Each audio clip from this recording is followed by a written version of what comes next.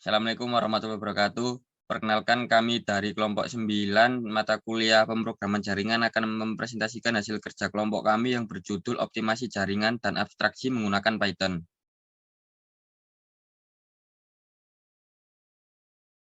Next. Perkenalkan anggota kelompok kami yang pertama, saya sendiri Muhammad Arif Saifuddin NPM 011, Ilham Ainur Idana NPM 099, Aulia Arhan NPM 118. Ya, yang pertama yaitu otomatisasi jaringan. Otomatisasi jaringan merupakan salah satu komponen dari solusi manajemen jaringan yang menyediakan pendekatan otomatis seluruh domain manajemen jaringan. Pada dasarnya, konsep otomatisasi jaringan yang akan Anda terapkan harus mampu mengkomodir kebutuhan manajemen perubahan pada konfigurasi jaringan.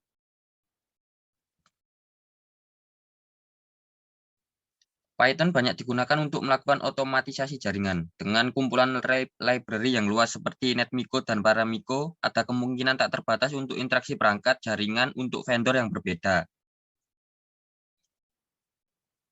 Ya, yang pertama itu Telnetlib. Telnetlib merupakan sebuah modul Telnetlib menyediakan kelas Telnet yang mengimplementasikan protokol Telnet. Dengan menggunakan Telnetlib, user dapat meremote pekerjaan dengan mudah. Biasanya Telnetlib ini digunakan untuk kebutuhan automation di network engineer. Ya, selanjutnya ada contoh-contoh dari Telnetlib. Yang pertama, telnet.read _all yang berguna untuk membaca semua data hingga koneksi tertutup. Yang kedua, telnet.read _varied _eager yang berfungsi untuk membaca semua yang bisa tanpa memblokir di I atau O. Yang ketiga, telnet.read _lazy yang berfungsi untuk memproses dan mengembalikan data yang sudah ada dalam antrian. Yang keempat, telnet.msg (msg, bintang ARGS) yang berfungsi untuk mencetak pesan debug ketika debug level adalah lebih dari 0. Yang kelima, telnet.close yang berfungsi untuk menutup koneksi. Dan yang keenam ada telnet.get _socket yang berfungsi untuk mengembalikan objek soket yang digunakan secara internal, dan masih banyak lagi. Selanjutnya ada NetMiko dan Paramiko. NetMiko dan Paramiko merupakan library Python yang dapat kita gunakan sebagai SSH client. Perbedaan kedua library Python ini dalam proses mengeksekusi program, yaitu library Paramiko menggunakan satu tahap proses eksekusi perintah, sedangkan pada penggunaan library NetMiko terdapat dua tahap eksekusi perintah. Ya, untuk NetMiko, tujuan dari library NetMiko ini adalah yang pertama, berhasil membuat koneksi SSH ke perangkat. Kedua, sederhanakan eksekusi, pengambilan, dan pemformatan perintah acara. Ketiga, menyederhanakan eksekusi perintah konfigurasi. Keempat, mengabstraksikan sebagian besar mekanisme interaksi tingkat rendah dengan perangkat. Dan yang terakhir, menyediakan atau API relatif seragam untuk berinteraksi dengan perangkat.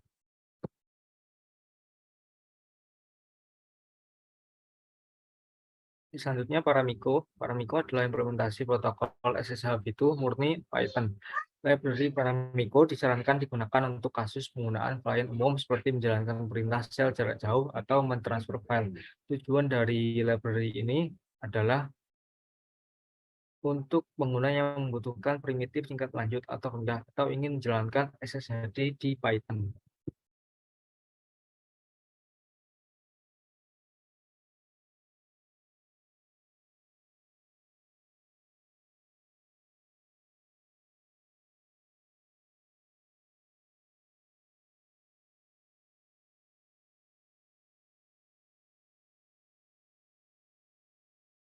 Ya, bisa dilanjutkan.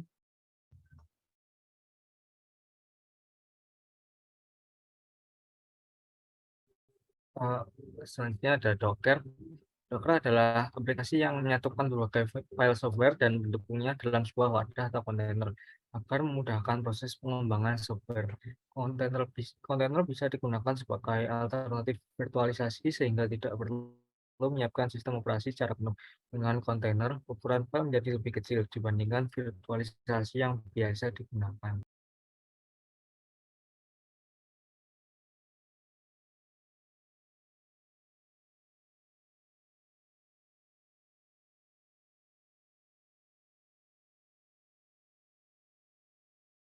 Nah, untuk selanjutnya yaitu topologi jaringan di GNS3. Nah, di sini topologi jaringannya kita menggunakan router Cisco sebanyak 3 buah dengan alamat IP masing-masing 192.168.1.1 untuk router 1 dan router 2.2 dan untuk router 3-nya .3. Nah, untuk dalam kasus satu switch biasanya IP-nya disamakan, diseragamkan. Nah, ini. Terus untuk cloud-nya itu adalah controller Python, di mana disamakan juga untuk IP-nya, di mana IP yang digunakan adalah 254.254. Nah, langsung saja ke bagian GNS3-nya. Nah, di sini telah kita lihat semua sudah kita nyalakan untuk masing-masing devices-nya. Router sudah kita nyalakan semua dan controller Python-nya juga sudah nyala. Untuk kontrol Python di sini sambungannya menggunakan port link to GNS3. Nah, ini pertama-tama harus kita buat dulu di network connection-nya. Kita membuat membuat sebuah koneksi dulu ke GNS3-nya. Ini kita menggunakan Microsoft KMTest Loopback Adapter.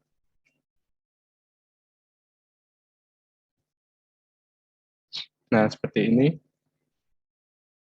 Untuk IP-nya yaitu 192.168.1.254 dengan subnet mask disesuaikan seperti tadi yaitu 255.25.255.0 karena tadi menggunakan port 24 ya. Nih. Terus untuk selanjutnya di sini yang perlu kita lakukan yaitu set IP address, di mana set IP address itu bisa dilakukan dengan cara mengklik 2 kali router seperti ini. Nah, ini sudah keluar, kita exit dulu. Nah, nanti tampilan awalnya seperti ini. Tadi sudah kami nyalakan, terus nanti tampilan awal seperti ini. Pertama yang perlu kita lakukan yaitu melakukan konfigurasi terminal dengan cara mengetikkan conf t, lalu kita enter. Nah, setelah kita enter, kita masuk ke bagian interface dari fast Ethernet. Nah, berhubung di sini fast Ethernet yang disambungkan adalah fast Ethernet 0/0, sehingga kita tuliskan seperti ini. Untuk cara masuknya kita tuliskan INT FA 0/0. Nah, ini untuk masuk ke interface Ethernet 0/0. Jika kita sambungkan dengan sambungan Ethernet yang lain, misalkan 1/0, maka kita juga harus masuk ke interface FA 1/0. Nah, berhubung ini 0/0, maka kita masuk ke 0/0. Setelah itu kita setting IP-nya seperti ini. Karena ini sudah saya setting dan sudah saya simpan, maka kita skip saja. Dan jangan lupa ketika men-setting IP, kita lakukan no shutdown agar router tetap menyala. Dan selanjutnya, setelah melakukan setting IP address, kita lakukan setting ini. Jumlah user yang dapat mengakses router dengan cara mengetikkan line VDY 04. Nah, di sini berarti ada 5 user yang dapat melakukan setting telnet. Dihitung mulai dari 0, user 0, user 1, user 2, user 3, user 4. Jadi ada 5 user. Selanjutnya yaitu login lokal, lalu memasukkan username dan password yang kita inginkan. Dan untuk mempermudah ini semua, saya masukkan username dan password yang sama ke semua routernya. Router 1, router 2, router 3, username dan passwordnya sama. Dan melakukan privilege mode. Nah, privilege mode ini supaya kita bisa melakukan konfigurasi lebih lanjut dengan cara mengetikkan enable, lalu masukkan password yang kita sudah masukkan yaitu Cisco, kita ketikkan Cisco, lalu do wait agar seluruh konfigurasinya tersimpan. Nah, seperti ini. Nah, untuk otomasinya bagaimana? Kita menggunakan telnet lib. menggunakan library telnet di sini seperti ini, dan juga ada getPass. Nah, ini fungsinya apa akan saya jelaskan. Di sini kita pertama-tama menuliskan variabel user yang berisi input, yaitu masukkan telnet username. Nah, telnet username itu apa? Ini username Cisco. Dan kita isikan password. Getpass ini fungsinya kira-kira seperti ini. Misalkan kita buka putih, kita masukkan IP address dari salah satu router, misalkan router ke-1. Nah, sambungannya kita jangan lupa telnet, karena kita menggunakan library telnet. Kita klik open. Nah, kita masukkan username seperti ini. Passwordnya kan ini tidak terlihat. Nah, fungsi dari getPass itu seperti ini, untuk membuat passwordnya tidak terlihat. Nah, setelah kita masuk ke router, dan di sini ada device list, variabel device list. Ini dibentuk list ya, array list, di mana ada IP dari ketiga router, yaitu router 1, router 2, dan router 3. Lalu kita lakukan perulangan untuk melakukan remote setting telnetnya, dengan kita untuk menandakan apakah kita sudah berhasil masuk ke masing-masing router itu dengan cara melakukan print berhasil login ke device. Misalkan ini hostnya apa? Hostnya device list, hostnya router 1, berarti nanti muncul ini. Setelah itu kita buat variabel tn yang berisikan telnet_lib.telnet host. Nah, ini adalah library dari telnet. Lalu selanjutnya tn read until the username. Nah, ini maksudnya apa? Maksudnya nanti ketika codingan ini dijalankan, nah dia akan berjalan ketika username ini muncul lebih dulu, baru kita jalankan bawahnya ini, yaitu memasukkan memasukkan nama username dari masing-masing router tadi, yaitu Cisco. Setelah itu ada sebuah kondisi if pwd. Pwd ini password, di mana read until sampai muncul tulisan password, baru tuliskan passwordnya apa. Nah, karena kita sudah masukkan di sini tadi passwordnya adalah Cisco, maka nanti akan otomatis terisi.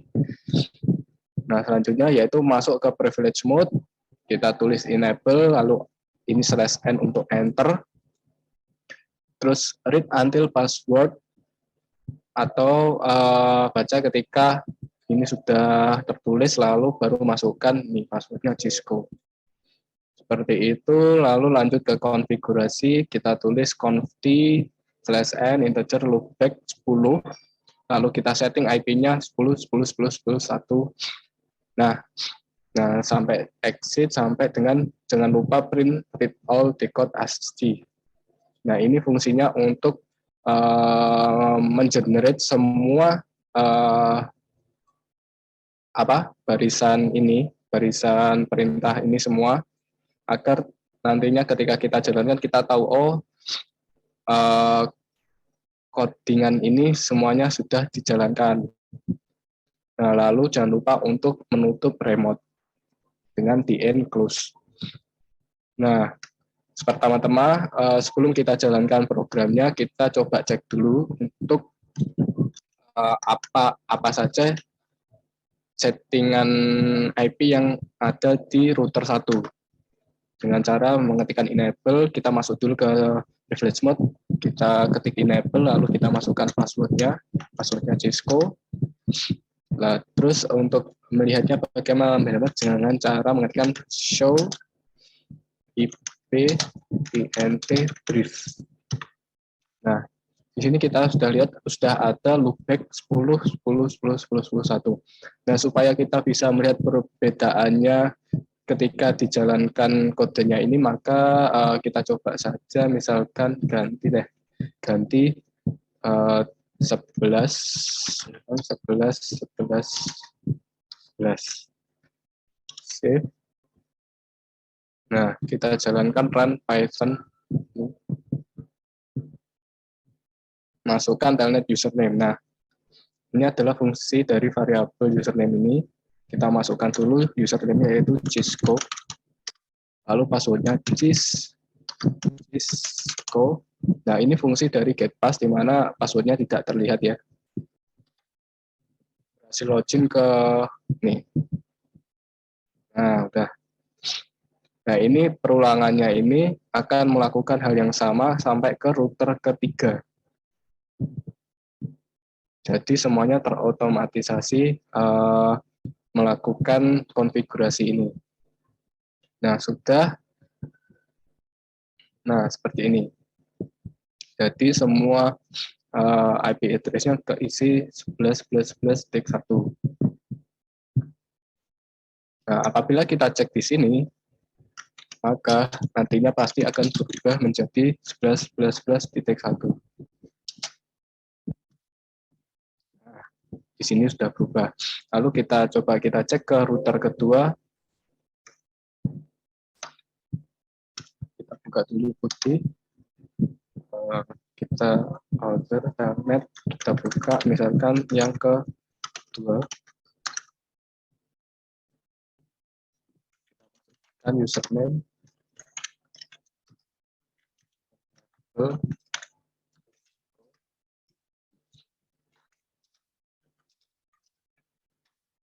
Nah, sudah tersetting IP address-nya 11.11.11.1. Nah, ini adalah salah satu contoh network automation menggunakan library telnet ini. Nah, sekian presentasi dari kelompok kami. Apabila ada kurang lebihnya, kami mohon maaf. Wassalamualaikum warahmatullahi wabarakatuh.